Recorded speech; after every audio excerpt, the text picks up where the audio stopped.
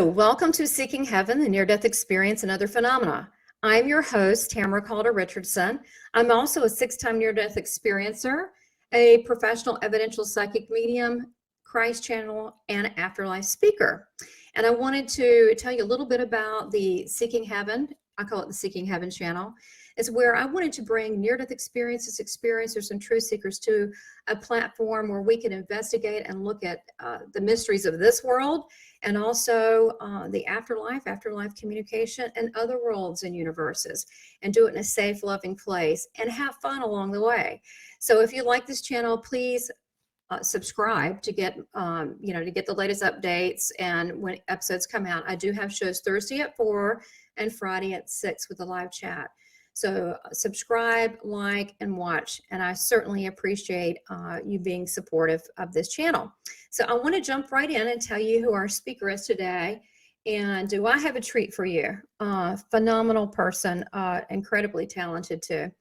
So our guest today, and I'll bring them on in just a minute, is David Ditchfield. David is from England, and in 2006 he had a freak accident with the train. And he will talk about that, where he had a near-death experience. And then he went on to afterwards, when he woke up in the hospital, and I want to make sure he goes through the right order of this, but he found out later on that he had, well, he's channeling information, but he had artistic abilities, but much enhanced artistic abilities and musical talent. I mean, he is phenomenal. And I have some of his artwork here that he sent me. It is beautiful. So he could paint these beautiful scenes of the afterlife, and he's going to explain some of this. I mean, it is just a treat today, guys. You got to watch this whole thing.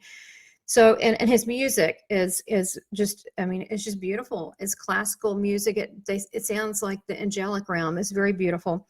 So he can't read music, but yet he knows all this complicated musical notation stuff. So that was one of the after effects that he came back with, just like me. The after effects was speaking to spirit and so forth, and being able to go into a trance in a second. Of course, know that we're all connected to God, and especially if you had a near-death experience, most are intuitive or do get channeled information. I mean, that's just almost a given. So I wanted to mention that he also wrote a book, and it is called The Shine On. And we're going to show the book, and where you can get it on Amazon. And the book has just, it's done extremely well. And I did want to mention with his music, he did have, he was in a symphony that was called The Divine Light, which was a concert that he had, where he had a standing ovation at the end. So what we're going to do, not today, but we're going to bring you a music and art evening with David Ditchfield. So stay tuned on that. And now I'm going to bring on David. Hey. Welcome to the Seeking Heaven channel. Hello. Thank you for being here. Thank you for that lovely introduction. That was great. Yes, I'm just like, oh gosh, I hope I don't botch it up. I'm so nervous to have you. I just think that you're terrific. So thank you. Yeah. Well, let me show them real quick while you're getting the streaming is a little bit fuzzy. So let me show them why that's going on while we're waiting. You as an artist here and your studio, tell us about, and then we'll get into your NDE and your thought processes about that. But everybody already knows you're an artist and a musician. So tell us about what's going on here in your studio. Yeah, well, that studio is I actually live there as well, so it's my living space, and it's an old Victorian converted mill, and it's right next to the river, and the light that comes through just is fantastic because I'm south facing, and so I've got beautiful light, and there's always a golden glow to the place, which really inspires me as well. So, I was going to ask you about that. Is that a filter? Or is that really the golden look? Actually, do you know what? I think there must be a bit of a filter on that. But that is just how it looks. So yeah, it's not too far off it. You know, I don't have to play around too much with filters. I don't know what it is about this. When I first came to look at this place, I said yes immediately because I just saw the light in here, and I just thought it's got this golden glow to it, and I thought that would go in time, you know. I thought it was just like the honeymoon period where you just fall in love with the place where you're going to live, you know. But no, I still love it, and I still see that beautiful energy of Oh, light. wow. Yeah, it is beautiful. I mean, that's a perfect place with the natural light to paint. So I wanted to, there's a lot that we want to cover today. I know we talked about it. Um, maybe, and, fill in more or less as you wish. But before, maybe take us to what you were like before your NDE, your life, and then briefly kind of what happened. I hate for you to go through it again, but just No, of course. so our Of course I listeners would. can understand like where you're coming from. And this Mm, was a pivotal, life-changing thing. yeah. And then we'll get into the otherworldly stuff, and then your paintings that you express some of that, because I cannot stop looking at your paintings. I'm Thank you. completely impressed with your work. I mean, you blow me away. So, and as we Well, go through that's it, just tell me which one, and I'll put that up. Which sure. slide you want to show? Okay. Yeah. Well, my life before all this happened was a complete contrast. I was living in London at the time, and I was struggling to sort of get by, I guess, because like all capital cities, it's very competitive and it's very expensive. And I'd left school with that qualification, so most of the work I was getting and picking up was mainly sort of manual labouring work and working on building sites and doing whatever I could get. And I wasn't actually very good at that kind of work either. I was watching the other guys and I saw just how skilled they were, and that wasn't my skill at all. So I always felt like I was never really fitting in anywhere. Yeah. I was also hanging out with a lot of people at that point who were successful, and a lot of them were working in the music industry. They got music industry. One of them actually owned his own company, and I thought, I want to be part of this world, because I looked at these guys and thought, well, they're non-academic, but they're doing really well. So why not me? But I could never get through that door. Isn't it interesting? It just clearly wasn't meant for me, but there you go. Yeah. Were you a musician at this point? Well, only in as much as I was thrashing out 3 chords on a guitar that I'd taught myself, So I was like most people. I'd got high ambitions. I was trying to join bands and doing gigs, but nothing like being classically trained or what have you to be able to do what I'm doing now. So that's very much a different. Yeah, this is important to know where you've come from, so you can see where you are now, which is, to me, amazing. This whole thing is a miracle. Your story is a miracle in so many ways. So now, what about you were an artist, though? What was your artwork like before this happened? What were you doing with that, if you were? As I say, when I was at school, I was dyslexic, and I am dyslexic, but I wasn't diagnosed at the time. So I was just basically sort of treated as trouble, because everyone thought, I got reports coming home to my parents saying David's lazy, he's a troublemaker of the class, which, wasn't true. I wanted to learn, I wanted to succeed, and so I was never given the break either. I enjoyed painting and drawing when I was at school very much. It was great, but I was never encouraged to take that further, because in the UK, if you want to go to art college, you've got to have all the qualifications that go with it, the academics and stuff, which I hadn't got. So I was being pushed to go and work in the factories and work on the production line and stuff. So yes, I never really took it any further, but Wow. all, yeah. Well, I got to tell you this. So I never knew it's called dyslexia. I never knew that. But what I would do is I would read a book, especially with numbers, and I would flip them. Okay. My eyes would do something, they would flip. Now, I don't know. Okay. And then I actually was supposed to pick someone at the airport at, I think it was 5:30, but instead as it was at 5, I read it backwards. It was 5:30 and said I went there at 3:50. Oh yeah, boy. Or no, I was supposed to I've pick made them so up many at mistakes like that. Yeah. Yeah. And so, yeah, and I didn't know that was a thing. So I had a doctor tell me once, you're going to have a laugh over this. It was and it was at some event that I had, and he was sitting beside me, and he was sponsoring this event I was doing, and he happened to be an ophthalmologist, and he looked at me, he goes, you don't have to use your eyeballs to see things that are in the next room. And he goes, because you'll get astigmatism. And I went, oh. So he was saying that was a spiritual ability. I'd never thought of it like that. Ah, okay. Yeah, no, yeah, I know. Think about it. It's like, yeah. So I was like, okay, and it could be like even past life. My goodness, we could have been Japanese or something. Who knows? Because we've lived forever. So, okay, so I see where you are now. Yeah, it looked kind of like you were in the art scene. The cool people, the art scene. I did that where I would. Yeah. I did that. I did that for one. I would wear these cool outfits and go to these yeah, special exactly. things, And gallery openings. it's fun, it's great, but in a way, it's also very destructive because it's kind of constantly holding up this mirror saying you're not in this group. You're not really there. You're just you're a guest, as it were. You're not really in it. That's what I always felt. So. Yeah, I struggled. Right. I struggled. So I was I drinking heavily. I started drinking quite a lot when I was living in London because, basically the local bar was where I used to hustle for work. That was like my office. I'd go down there and start saying to the guys who were the site managers any work. And I'd end up drinking the night away. And so yeah.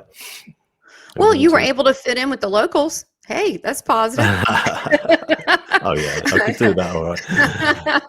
Well, it's funny, so many, especially creative people, and I am too. I told you I own an ad agency for years, and I feel like I've had 10 lives. I've done so many strange things. That's interesting. That I think that's part of the journey and learning too. Like you said, working in the mills and all that.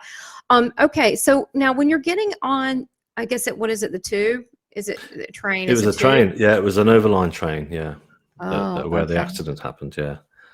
Where were you going? I was curious. Well, no. Well, I was actually seeing somebody off. So somebody was getting it. So I was helping her onto the train with her bags. I was staying at my sister's at the time, actually. So I was up in Cambridgeshire, and they live out in the country, and I was just so down on my luck, that I just lost everything in the end. I lost my apartment, I lost my work, and the whole thing just went right downhill. So she said, come and hang out with us. So that's where I was at. And I was seeing off a friend who had to get back to London. Yeah. I got it. So do you mind taking us through that day? And then you've got this wondrous thing that, let me just say this, people watching, a lot of near-death experiences include trauma. Now, I tell people that because there's a phenomenon, you might not see this, David, but because I interview so many people and I see people in the chat, they're enamored with near-death experiences, which is fine to be interested in people's stories. But this, there is nothing glamorous about going through a trauma. So just want to say, people do this. It's a crazy thing, almost like celebrities, and I'm like, no, there was pain associated with that. So but on the other side, it's like a beautiful butterfly. So if you could tell us what happened that day, and then just walk through your cognitions and how you kind of came back into your body and all that. Sure. Yeah. Well, what happened was, as I say, I'd helped my friend on with her bags onto the carriage on the train, and then we heard the buzzers going for the doors to close, and I stepped back, but I just obviously mistimed it, and my coat got trapped in the automatic closing doors, and I couldn't pull it free. It was like a very thick quality sheepskin coat, and it wasn't going to come out. So I just yelled out for help, and there was no guard on the platform. There was no one else around, and the train engine started to rev up, and I just looked into the eyes of my friend through the glass, and I just saw sheer horror in her eyes. Yeah, so I figured that made me feel like, wow, I don't think I'm going to survive this. I think this is it. I'm going to die. So that moment was very, very powerful.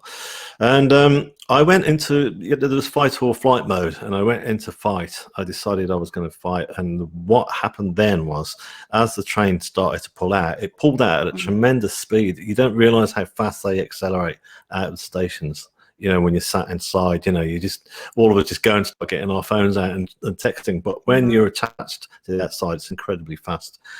But I had time stretched. The brain does this as well.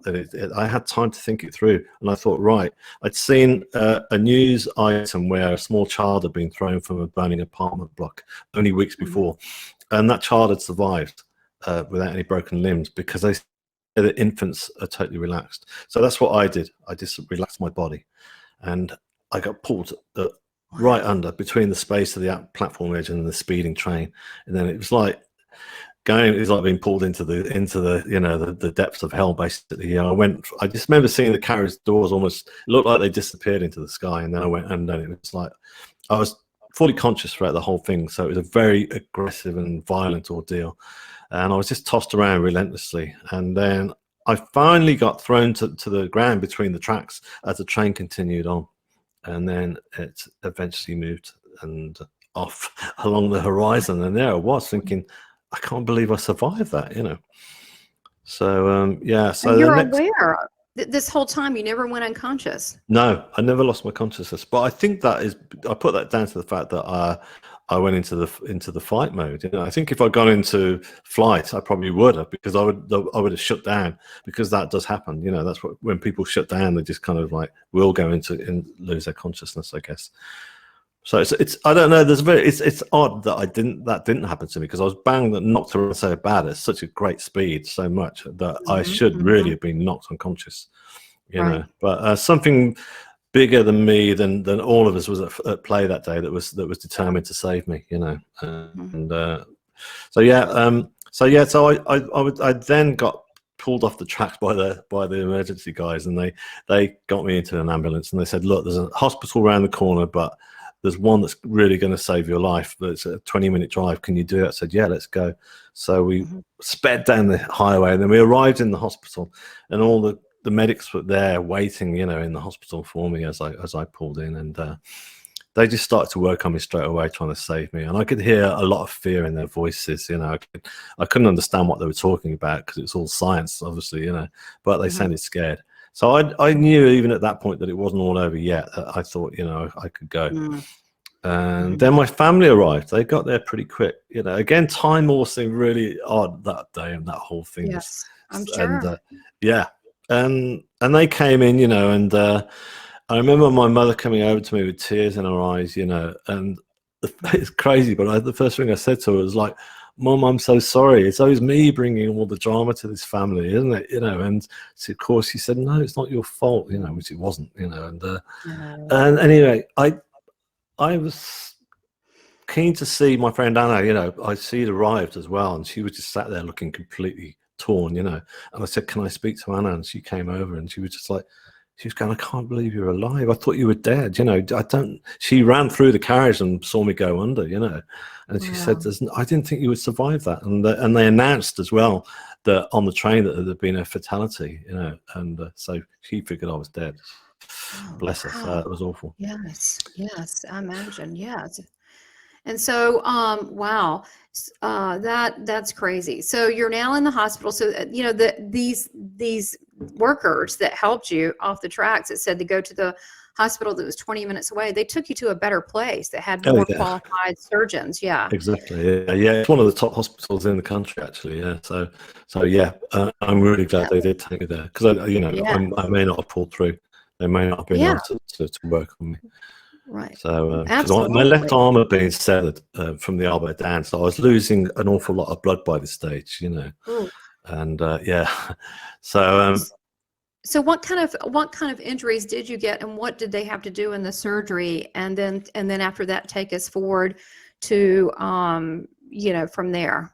Yeah. Okay. Well, that was actually the main injury. I mean, to be honest with you, considering what happened to me, I came out a lot better than what I should have done. In fact, the rail police, the UK rail police, had done a massive inquiry on it. You know, it took a year, and they said afterwards, they said, look, we're banging our heads together. You should be dead. We've done all our calculations. You should not have survived that, you know. And not only that, you should have come out with far worse injuries than what you did. But losing my left arm getting severed was the main injury. But but the rest, I mean, my whole body got knocked about. It took an awful lot. It took me years to get over it. It never fully recovered, you know, and still hasn't, you know, in all fairness. I'm not the man I used to be, but but I'm not complaining. I mean, did you have a lot of broken bones with this, or I mean, no, I can't imagine. Didn't. This is what is remarkable, that I didn't. You know, that I came out incredibly well unscathed. You know, I mean, I was in hospital for weeks. There was a lot of recovery. It took me an awful lot of time. I mean, when they got me I couldn't move for weeks. They gave me my own room in the hospital, and I remember I was in this bed and I got tubes coming out of me and everything. Just could not move, but and I was in an awful lot of pain for a long time. Yeah. So they put you like in the, probably where they kept you still on a cast and all that. So you were just banged up badly. That's amazing. Yeah. And you think about all these decisions about just relax, so your body would just be not rigid. That probably made a big difference. So when you're in the hospital, how many weeks were you there?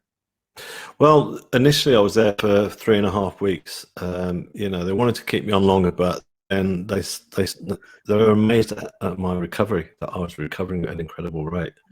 And I put that down to the fact that I was being helped. I was being, there was something, the energy that I got going through me, because it's the following the NDE that was to happen next, that was so powerful that throughout that whole period, I was just like, I was being helped and recovered to recover, as it were, physically and mentally as well, because I got post-traumatic stress disorder, because it was a heck of an ordeal to go through. So yeah. Oh, yeah. And I think that's mentioning this is something that's so important to people that have had or maybe will have a near-death experience, is that, not only speaking about it, may be difficult, but when you've had trauma with it, you have PTSD. And so it's important, that we also get counselors out there that are trained to handle this specific type of thing. Did you go to a specific type of therapist for this, or? Yeah, they straight away they sent a therapist in to see me, and first of all, the therapist came in and said, she walked out and said he's fine, because I was so charged from what had happened in the afterlife. I just got all this love coming through me that I seemed like I was well grounded, and there was like a sort of a delay, and then I suddenly it was when I came out of hospital that I suddenly crashed. I came down and I couldn't. Then the PTSD suddenly crept up on me, and it was pretty major. So they got me back in, and she was kind of smiling, saying, "Well, I figured, that it was a bit of a miracle that you didn't need any treatment." But so we had an awful lot of extensive therapy that went on, which I found brilliant, because it helped me also deal with my life before as well, and a lot of issues and stuff. So that was great. Yeah, therapy is brilliant. Oh, wow. That is really terrific, especially when you have someone who's trained and knows what they're doing and is caring. That's a good success story to hear that. So now, when you're in the hospital, did you start having visions? Because I know your paintings. When did these visions start with your? Because I want to get into your paintings too, or you can take it anywhere you want to. Sure. Well, I mean, basically, what happened was when I was still in the emergency department and my family were around me, that's when I left my body, and I had my near-death experience. So I went from all this traumatic energy that was going on, and all the franticness and the bright fluorescent lights, to a beautiful darkened space, but not a foreboding darkness. It was like a really comforting, beautiful space, and I was there instantly, and I thought, wow. I actually figured that I had died. I thought, this is the next stage, that I passed on, and I didn't fight it. I know that. I've since found, that other people do try and resist it because they want to come back. They've got families and stuff. It's like, it's not my time, But I didn't want to die, but I didn't also. I was, after everything I've been through, it just felt great, just to be in this really beautiful, calm space, Yeah. And so I looked around me, and I saw there were like beautiful colors, like pulsating orbs that were all pulsating all around me, and they were like landing lights of an airport, and I figured, right, okay, and that made me feel very calm straight away. And I tried to get my bearings, and I suddenly realized that I was no longer laid on a hospital trolley, but I was now on this huge kind of slate rock, and it felt very comfortable to lie on, despite the fact that I suddenly realized I was no longer clothed. I was just covered in this blue sheet, but I just felt comfortable on this slate, and I thought, what is this, and where am I? But and I looked down at this sheet, at this beautiful blue sheet, and there was light reflecting, and the light This one here? that was reflecting off. That's the Can I very put first this one up I did. now? Yeah, that's it. Yeah, please do. Of course. Yeah, that's great. So you can see there, that's me laid out with the blue satin sort of silky sheet that made me feel comfortable. And as I laid my head back, I looked up, and there was no one else around at that point. Even though there are in that painting, but what I did see were the 3 grids of white light that I've painted there, and they were slowly Yes. closing in on me, and I just couldn't take my gaze away from those lights, because it was like, it was more than just light. It was like an energy that was coming from it, like a healing energy, a white, pure white energy. And it felt so great, and it was such an intense light that it's not the kind of, normally I wouldn't be able to look into that kind of light, but in this realm it was, I couldn't stop looking. Then I started to feel the presence of somebody there, and there was somebody stood right at my feet. I don't know whether you've got the other NDE painting. Yes, I do. I do. Yeah. So there you go. So that's what I saw, was this, it was an androgynous person just stood there wearing like a very contemporary simple black t-shirt. And Maybe because they know you like black t-shirts. I do now, yeah, I wear them all the time, funny enough. Yeah, that's funny. I knew I had to wear black today because you like wearing black, like the Andy Warhol kind of black, whatever. So I was like, okay. Andy Warhol, So maybe they thought the same thing. Well, yeah, but I was kind of surprised as well, because as I figured, that I had passed on at this stage, and I thought, well, I was expecting to see something more sort of like ethereal, but there you go. There was this simple white black t-shirt, but this person who was stood there, as you can see, I painted there, had kind of like sort of very light blonde hair, and the skin that was radiating light from within. There was this beautiful light that was coming from this person. But what was the most poignant was this expression on this person's face. I said, I know you. Where do I know you from? Who are you? And this person just kept smiling at me, but a very calming smile, and I felt protected as well by this being. And then he or she just kind of continued to smile. So I thought, okay. And I figured, I've known you for all my life, haven't I? I've known you throughout the whole of my life, and probably before that as well, past. And so, yeah, and I laid my head back, and I continued to bathe in this beautiful light. And as I did, I felt the presence of 2 other beings either side of me, 2 female forms, which you could put, if you go back to the first one. Put that one up. Yeah. Now, can I ask you real quick before we switch? What from your the light from here and the, I don't know if it's a portal, a tunnel. Can you describe what you think that is? Yeah, that's actually the tunnel of light that I saw. Okay. And most people who have had the experiences, obviously, like yourself, will talk about seeing the tunnel of light. So, so that's what I saw, and it was a very okay. It was a very light. It was a very intense, pure white light again coming from it. But this was a lot more profound, than the light that was coming from the 3 white grids. And so either side of me, these 2 female forms appeared, and they got their hands slowly hovering over my body as if they were healing me. And the girl to my right was kind of like sort of white Caucasian, I guess, and very simple brown dress.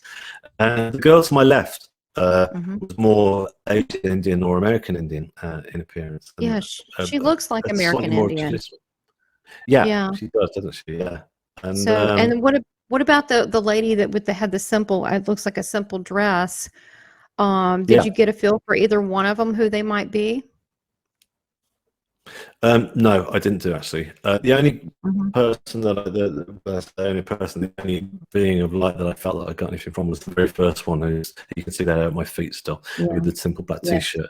And to me, that's I figure that's my main guy, my higher self, my higher consciousness. That's that being has been with me throughout my whole life, and has continued to stay there.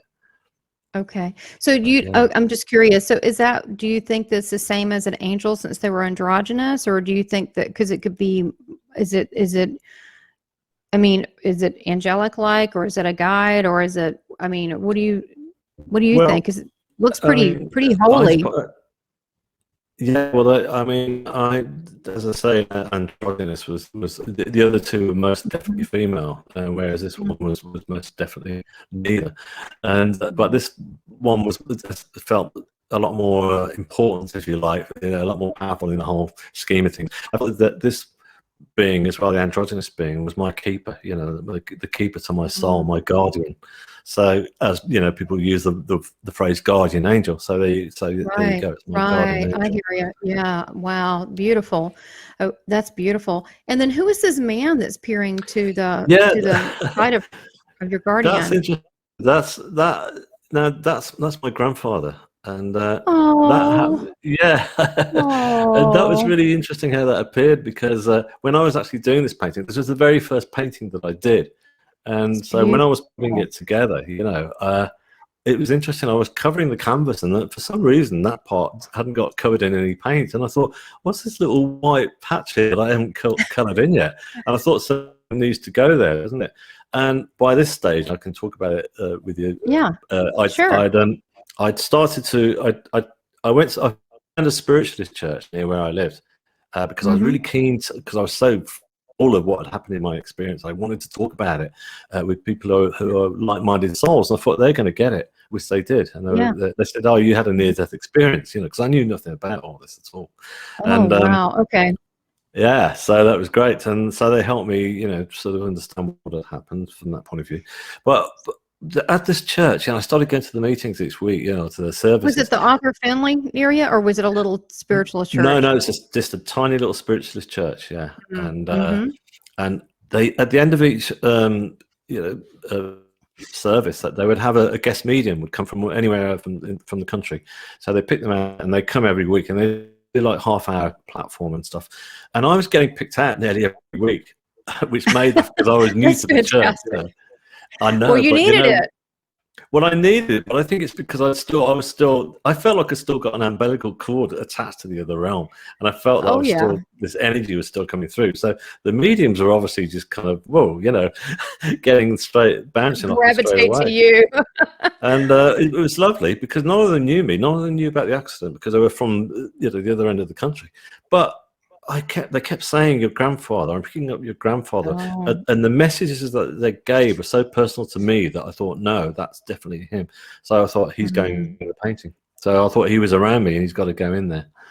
Oh, I So there love he it. is. That's That's my so, grandfather. isn't that so precious? That Yeah, is beautiful. I love it. Well, especially if he came through so much, you know that he was a part of all this and he's a part of you. So that's beautiful.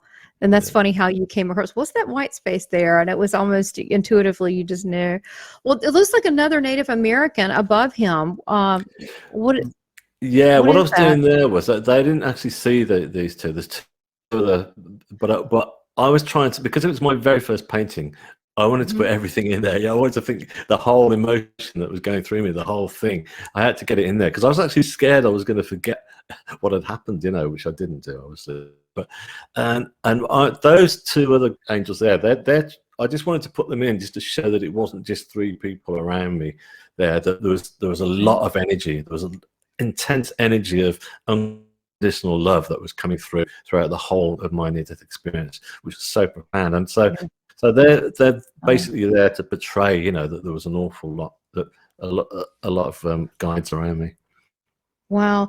Okay. So I don't know which one that I've got this one here as well as that. Sure. Yeah, that's When the did actual this one tunnel of light occur? itself. So when I saw that this was the most profound part of the actual near-death experience itself, because when I saw this, I felt it actually. I felt the energy coming from it before I'd actually seen it, and it just felt like, because the energy of love that was coming through the hands of the healers. It felt Hmm. like they were healing not just the trauma that my body had just been through, but it was healing my soul and healing all the injuries that I'd taken, all the bashes I'd taken emotionally over the years. But suddenly Beautiful. that energy was turned up like a dial. It felt like the energy was like, I Mhm. felt like every single molecule of my body was just vibrating with this energy of love. And I looked, I thought, what's going on? And then there it was. There was this tunnel of white light coming towards me with all these incredible flames that were slowly sort of circulating around this white light. And I just knew at that point, you know, because a lot of what I picked up was telepathy, and I was just what I was staring at here was the source of all creation. You know, this is it. This is like the Oh, energy of wow. I God. You know, totally get this. I just had an epiphany looking at this, which you being brilliant. an artist might like that. One of mine, when I came back and I went through the windshield and I went through the tunnel, but it was dark room in the tunnel. When I came back, there was a rip. I was like between dimensions, and I had my guardian, or you call it an angel, but very, powerful, again, male or female, I don't know, but there was a rip in the universe is the best I can say, and it looked just like that. And she had it looked like fire, but it wasn't scary, so I hate to say that.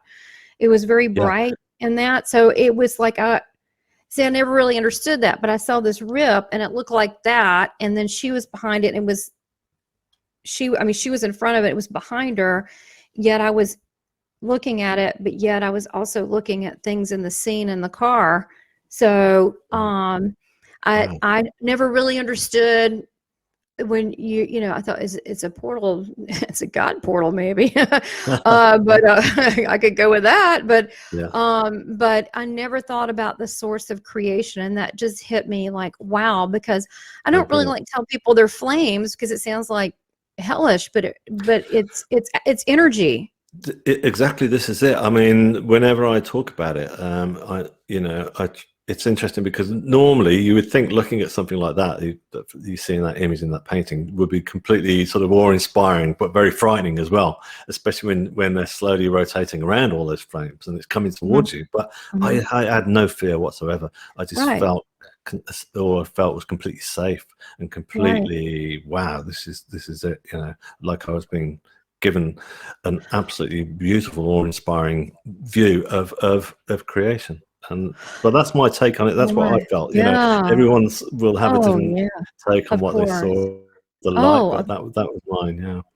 of course. Yeah. But this blows me away because when you say creation and magnificence, and what I saw was, I was just thought it was spectacular, but there was no fear. But that's what it looked like to the Yeah. side, except for the blue stuff. It was more just all this red and so that kind of like I'm having like a soul moment here. So thank you for that. Oh, great. That's brilliant.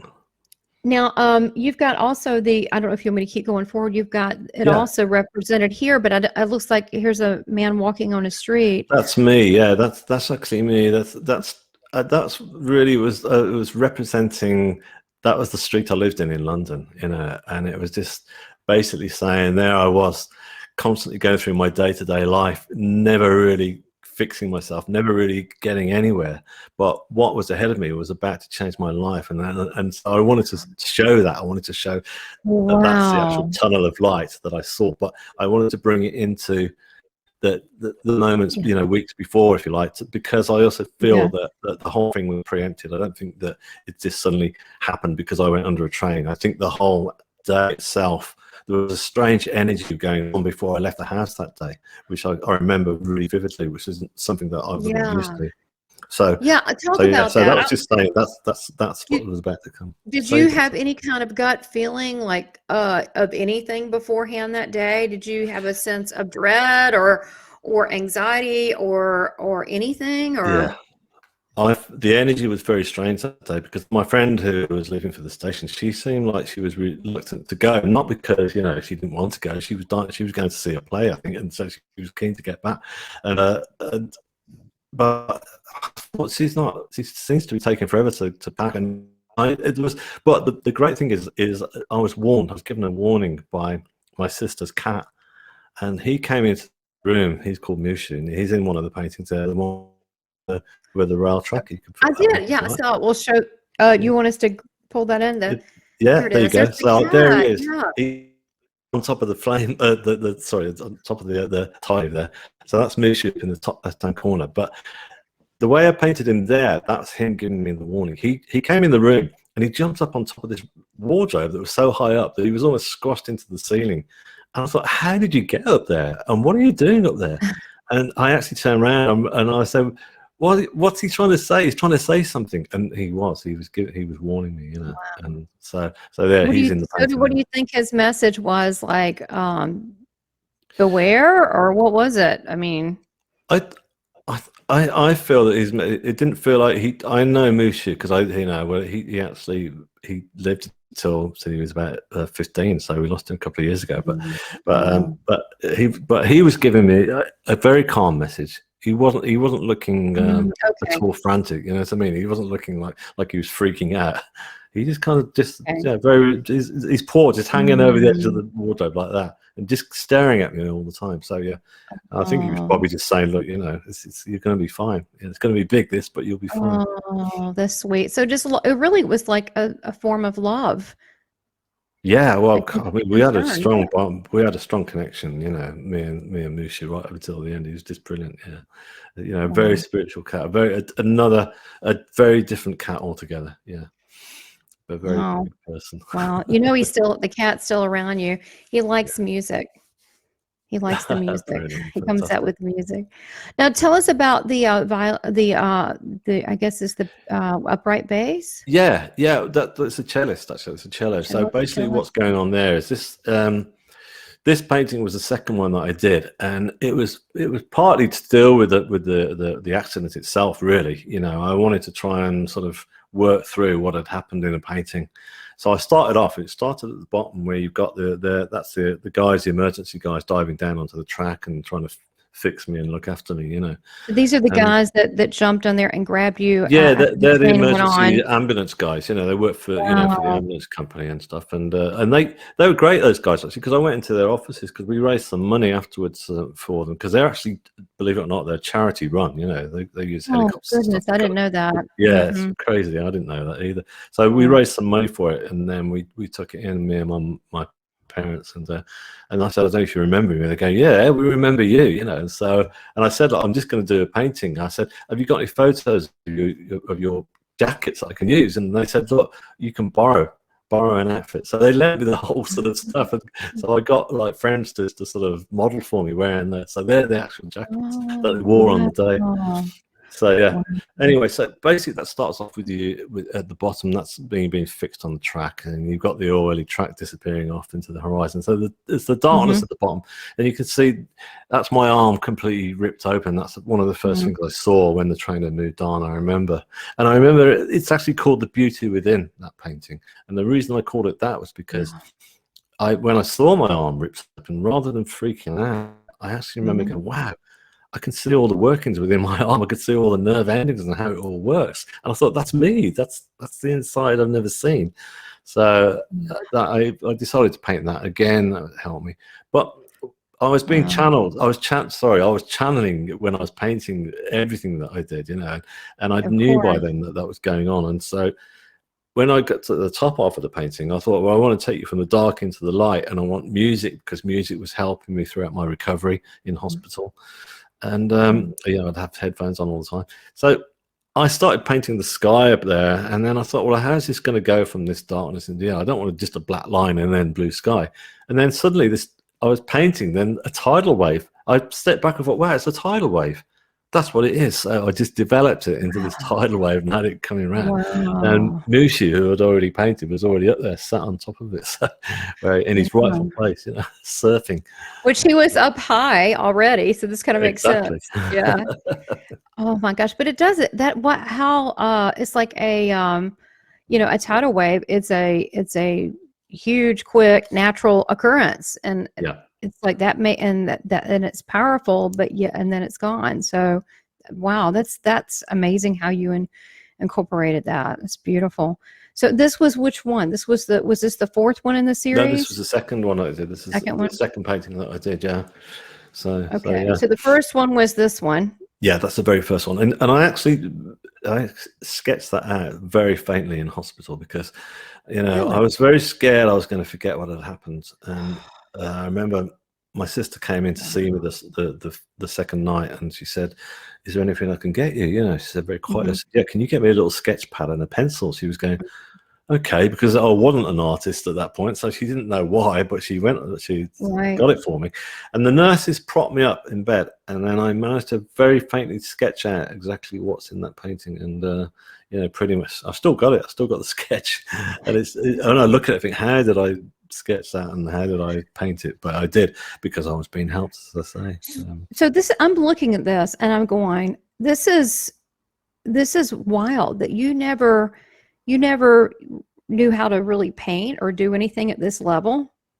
I didn't do, but I got this in, no, not at all. But I got this incredible sort of sense of cockeyed ambition, if you like. That I remember when I was in hospital, I thought, right, I know how I'm going to document this. I'm going to do a huge painting, and I thought it's got to be like those the huge Michelangelo biblical scenes, the big Renaissance paintings, those. And I wanted that. I wanted big, and it is. All my canvases are really large, and that very first canvas was a very big canvas. How big is this? Full size? Yes, full size. Yeah, so it's wow. It's a shame I haven't got one behind me that I could show you, but maybe when we do the chat I can show you. But right. but considering I'd never done anything like this before, it was very ambitious, and I was when I was reluctant at first, because I thought I don't want to mess this up. I've got to get it right, And I actually talked about it in my therapy session. I said, look, I'm nervous about doing this because this is very important to me. But right, it's sacred. You know what? I was kind of pushed into it as well, because there's a lot of synchronicity happened after this near-death experience, and it still does continue. And I met two people who and they were friends of my sister's, and they ran a yoga Pilates center, and they said, look, you're putting off doing this painting. We've got a studio space that's going free for a week because we're decorating. Why don't you come and start? I went, okay. So I got no choice. And once I started painting, it all started to come together so beautifully. I thought, wow, this is fantastic, And I knew then that I was getting help to put painting on. I had to bring out colors in skin tones, and bring out light and all those different things. So I was getting like a crash course in how to do this. And people were coming up. They said to me, "Oh, we got to the end of the week," and they said, "You're nowhere near even started on this." And I said, I know. And I said, but thanks anyway. I said, no, you're staying. And I stayed there for 2 years, and they never charged me a single penny. Oh my gosh. So this is a beautiful story. So you're getting help still from the other side.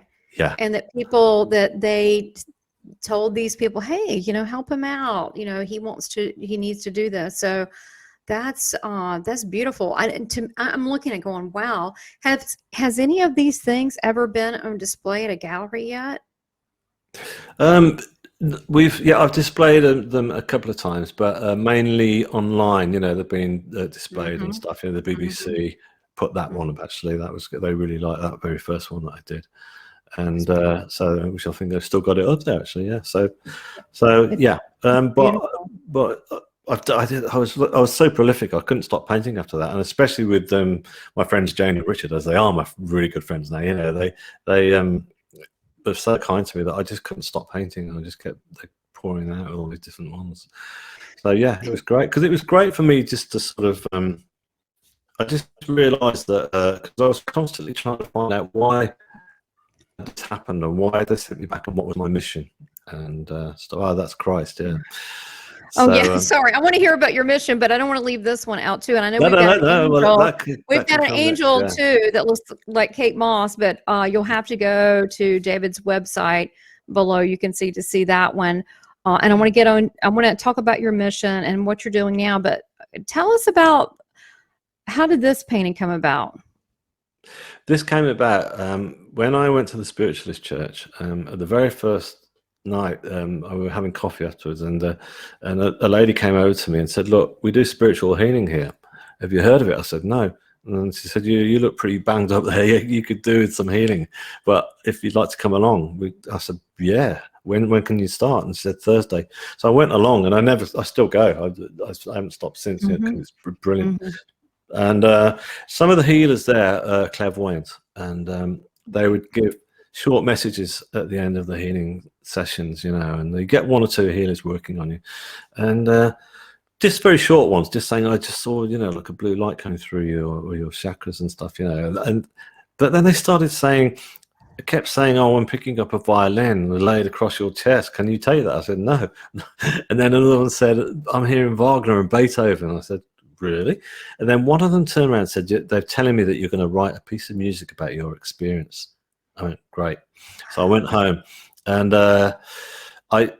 I used to play guitar very badly, but I couldn't do that anymore because my left arm was so bashed up. So I got this old cheap synthesizer out the loft, and I got that down, and I started to write what I thought was going to be a 3-minute song because that's all I knew, but it wasn't coming. It just wasn't happening. And then one day I just woke up and I heard this kind of chord progression, and I just thought, right, I've got to do that. And I got the synthesizer and played it, and all I got was a little cheap old cassette recorder, and recorded in that. And then I just kept developing it from there. And I thought, this should be played by an orchestra. This is not a song, you know. And again, I got the same ambition as what I did with the painting. So I thought, right, I'm going to follow this through. I met a cello player who's in the painting that previous one showed, and we become friends, and we used to meet for coffee. Oh, and okay. she got chatting to me, and she said, Right you know, here. yeah, Yep. that's it, yeah. So anyhow, when we were there, one of them turned around and said at the end, I was being healed, and I saw while I was being healed at this particular time, I saw Christ. I saw an image of Christ, sort of. Sorry, I'm bouncing back and forth. Okay, here we go. No, it's cool. I'm jiving with you. Go ahead. So anyhow, I saw Christ floating above me, wearing this very beautiful white sort of tunic robe, and just looking at me like that. And I just thought, wow, that's Christ. That is Christ. That's an image of Christ I'm looking at. So that healing session finished, and then one of the healers turned around afterwards, and so we all sat in the quiet. And she said, "Do you know that Christ was with you? I saw Christ." And I was going, "No way." I said, "I saw him too." She said, "Yeah." She said, "In fact, validation." Yeah, she said he was stood right behind me, and he was just sending healing energies right through you, and he wants you to know that he's with you. So I thought, I've got to paint him. So I went away, and I went home and painted him. And now, what is this above his head? I know it's a different kind of halo, but it Exactly. almost looks like a slideshow. What is this above him? It almost looks like a propeller. What is that? Well, again, I was being guided when I was doing the halo, and I knew straight from the off that I didn't want to just do the usual simple white line. You know, I wanted it to be a bit more interesting than that. And so I let myself be guided totally on that when I did that. And when I was being healed in the early sessions, I used to see quite a lot of light coming through when I was being healed. And those were the kind of images of light that I was seeing. So that went into his halo. You know, I just wanted to show that the energy of Christ is incredibly powerful, you know. What about these little, what do they call them? They look like little cards. Are they a life review, or what are those little drawings on there? Where's that, sorry? The halo. Like in the halo. No, they're not. What it is the images that I was seeing when I was being healed were almost like they kind of look like ethereal temples that were kind of in this kind of blue light, and I'd see the blue light coming through these temples. So I just sort of like tried to sort of I didn't want them to look like healing temples, like a cathedral or a church. I didn't want that. I wanted it to look, because obviously the image of Christ is very biblical, but I wanted to show that it was it was like a temple when I was of light that was coming through. So that's what you see in the halo there. Yeah, I've heard of, like, even what is it, the Buddhist or whatever, and you go into these altered meditation state, there's healing temples in the other worlds, whatever. I don't know. Okay. I mean, that's, I've heard of several people that with meditation they talk about these healing temples. It's interesting that you mentioned that. Well, I did want to mention that here. And it was funny because I did see a documentary. You were talking about this, and I thought it was interesting that you were saying he looked healthy. Yes. Because in other pictures he looked kind of puny. When I saw him, he had muscles. He had some muscles, thin, but muscles. Yeah, that's what you were telling me. That's true. That's lovely that you saw him in that way. Well, of course, and that's how I saw him. Not so much the muscles, but he's just healthy and in this beautiful clean white robe, you know. But which is, we Right. never see that. All the images of Christ, if you think about it, are from a very important point, obviously, but they're all at his worst possible day when he's on the cross, you know. We Yeah. hardly ever see that many paintings of him, you know. That's true. I mean, think about, even as a medium, I like to, when I bring people through, you know, not really talk about, I try not to talk about when if they got really sick or had something horrible, because it's not our best moment. And we live this full life. We don't want to talk about that, that 1 week we look really bad. So, you know, it's nice to see him where he looks a little healthy.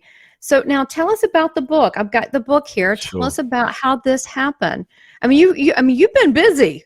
Yeah, I've been busy. Yeah. Yeah, so this is Shine On. This is my book. This is my story. And I never thought I'd be able to do this. I wanted to from the start. In fact, those early days when I was going into the church and the mediums kept turning around nearly every week saying, they're telling me you should be writing something, you know, a novel or something like that. And I was going, I wish. And then again, synchronicity, a friend came back into my life that I'd known for a long time, and she came into my life, and then we got chatting, and she was going, what, you know, you should write your story. And I was going, yeah, but I'm dyslexic. There's no way I'm going to be able to write a whole book. And she said, well, why don't I work with you and I could be your co-author? I said, that'd be fantastic. So that's how that came about. We had no major sort of goals about where it's going to go and stuff like that. And when I'd written it, I decided to sort of, because when I'd done the first painting, I sent it to Dr. Raymond Moody. And I knew nothing about him, but I realised afterwards that he's very important. You know, he coined the phrase near-death experience. Yeah. And he got back and said that it was a really interesting painting, and you know, he'd love to hear more from me. And I'd forgotten all about that. So when I wrote the book, I wrote to him again and asked if he'd be interested in reading it. And I heard nothing for about 6 months. And then his manager got in touch and said, I've just seen your email and I've seen opened your website and your paintings and your music. It's an amazing story. Raymond's got to read this. And so she passed it straight to him. And yeah, so that was it. And then he wrote the foreword for the book. So obviously from that point, we just felt the energy started to kind of like really pump up. And then next thing I knew, you know, I was offered a publishing deal by John Hunt Publishing, which are like, you know, UK. And then it came out. So it came out last June. And it's been amazing because it's been really well received. But not only that, it's meant that I've been through the whole pandemic, rather than jumping on planes flying around the world to chat to people, I've been like yourself. I'm chatting on Zoom or whatever it may be, and so I've reached out to quite a lot of people in these past 12 months, and it's been brilliant because it's a lovely way of just taking the energy and the story out there and to even more people. Absolutely. And wow, I mean, this is, you have quite an undertaking, all the things that you've done in really relatively a short time. So, I mean, you're definitely getting help. So let's go back to your mission. I know we've got a few more minutes left. Tell us what, you know, that you as a spiritual being, you know, you may change your mind, but for right now, how you process this, like the importance of why you think this happened and what you think your mission is. Yeah. Well, for me, I think the important thing was that before all this happened, I just didn't give myself a break. I didn't feel any self-love or any self-worth, whereas that's what I was given on the other side. All of those things made me stop, and it made me stop trying to bang on all these different doors that I was trying to get into. And it because I was recovering, it gave me time and space to paint, and then it gave me time to start writing classical music for orchestra. And I suddenly realized that the doors were slowly opening in front of me because I wasn't pushing them. And what I realized was I'd found my true authentic self. And I think that's the message that I tried to get across. You know, that's beautiful. Oh, I want to cry. I totally get that in my heart. Wow, that is so beautiful. And it's funny, I'm seeing here the last thing you see is doors closing on you, and it sounds like you were trying really hard to actually open doors. Yeah, indeed. And then yet this train station closed the door, but yet look at all the doors that are open up to you, including the door of your own heart.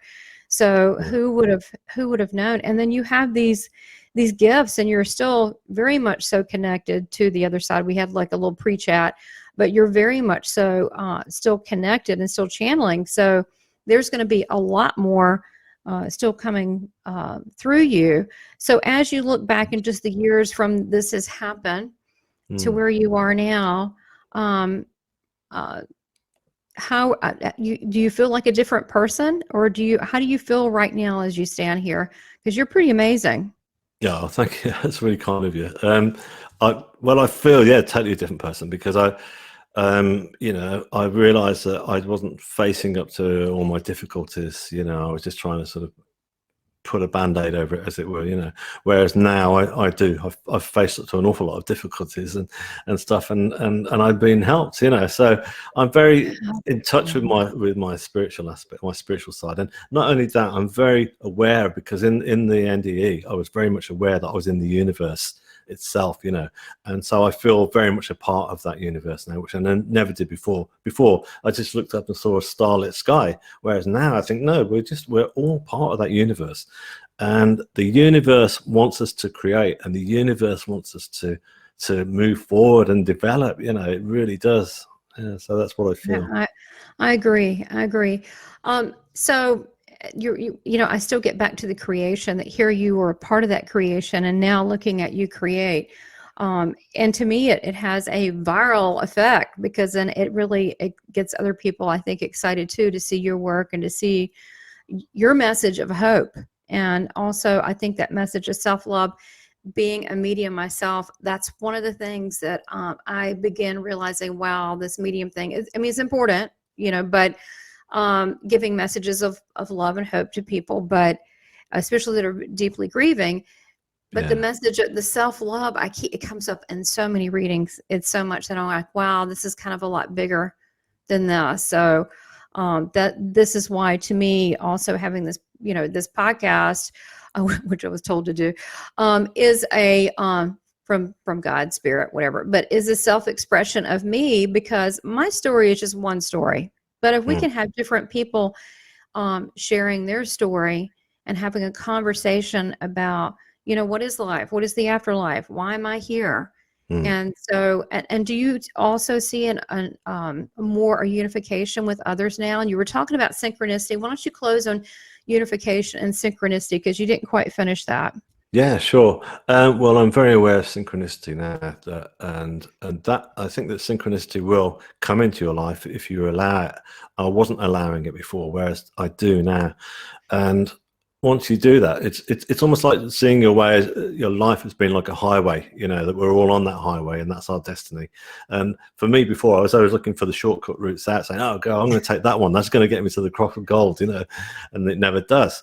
Whereas now, I allow myself just to continue along that my chosen pathway, and then the synchronicity will start to happen. I'll meet people that can help me and say, "Oh yeah, okay, okay, that'd be great. Yeah, let's meet, let's make this happen," and all these different things. And it's nothing to do with, you don't have to go under a train for this to happen. You don't have to have a near-death experience for this to happen. It's all there for us if we only allow ourselves just to stop being on the treadmill and just saying, "Oh, right, I've got to get to work. I've got to make money. I've got to get a mortgage. I've got to buy a car," and all those different things, I agree. And if we don't listen, God or the divine, whatever you want to call it, the source, makes us listen, so we can, to stop and to say, there's something better I have planned for you. So, it's, I look at how I used to live my life before. I would do it my way and these plans, and now I just wait on what I'm told to do, which is completely the opposite of this world. I know exactly, which is interesting, because like when the pandemic first started, I actually thought at the beginning, I thought, wow, this is actually a brilliant opportunity for everyone now, because it felt like an NDE. It felt like the whole earth, I felt the energies going, whoa, like the earth had gone off kilter. And I thought, this is brilliant, because people were starting to get in touch with nature, because they couldn't go to work, and people were starting to bake bread and teach their kids and paint and get creative, And I thought, this is fantastic. Is this the beginning of something new? But sadly, a lot of people started getting impatient and saying, "Oh, we just want to get back to normal." That's all you saw all over the news headlines. We want to get back to normal. And I was going, no, What's stop, normal? don't. You've been given a wonderful opportunity here. I agree. It's like, please embrace it, and and continue with the art, continue baking the bread. Don't worry that you've got to go out and earn money and buy that next car. Nothing wrong with that. There's nothing wrong with having a nice car, you know, but it's just it doesn't have to be that way. Yeah. No, I'm in total agreement with you. I think at the beginning I was confused what was going on because we've never been through a pandemic, and it's a global thing, but it felt like, it's definitely felt like a reset. And I think each person gets different things out of it. Some people don't want to get anything. They're like, I just want to get back to stuff. And yes, exactly. That's what I'm saying. that's, you know, there's nothing you can do about that. There's other people that have looked and go, you know, wow, I need to spend more time with my family, or I need more time to myself. With me, you know what I found out about it? I don't know about what you got, but what I got out of this time is that I was busy like a squirrel collecting nuts. I don't know where I was. I was so busy. Me too. And I'm like, what was that important? Because I can't even remember what it was. And I remember also saying yes so much. And I need to say no because it's not in my highest good.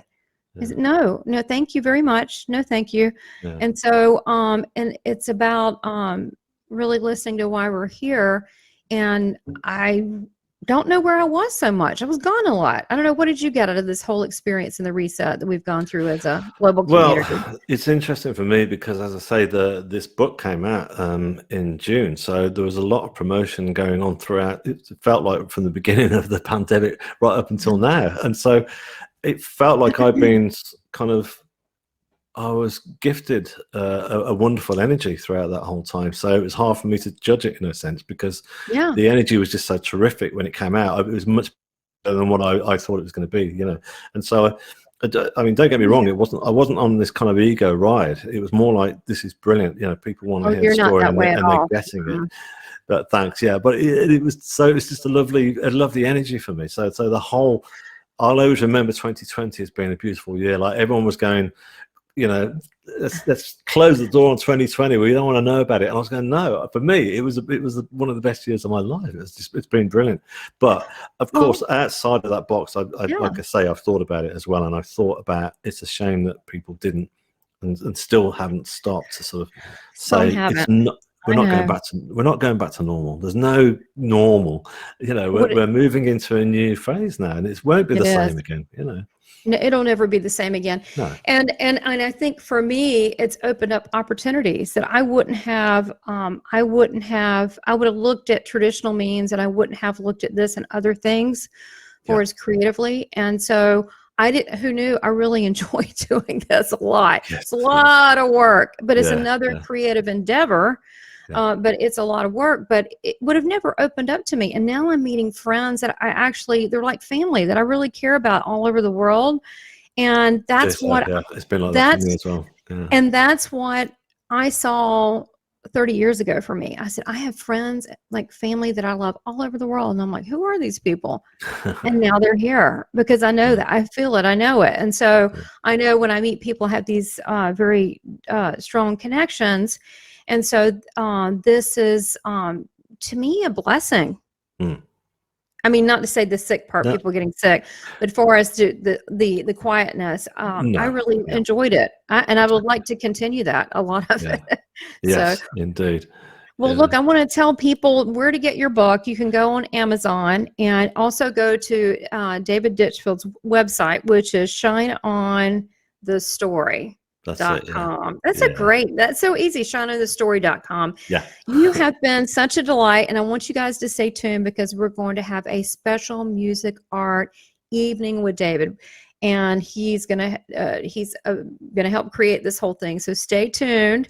I'll let you know when that's going to happen. And thank you so much for today. You're just really a blessing and a very gracious, talented, loving person. So thank you. Thanks so much.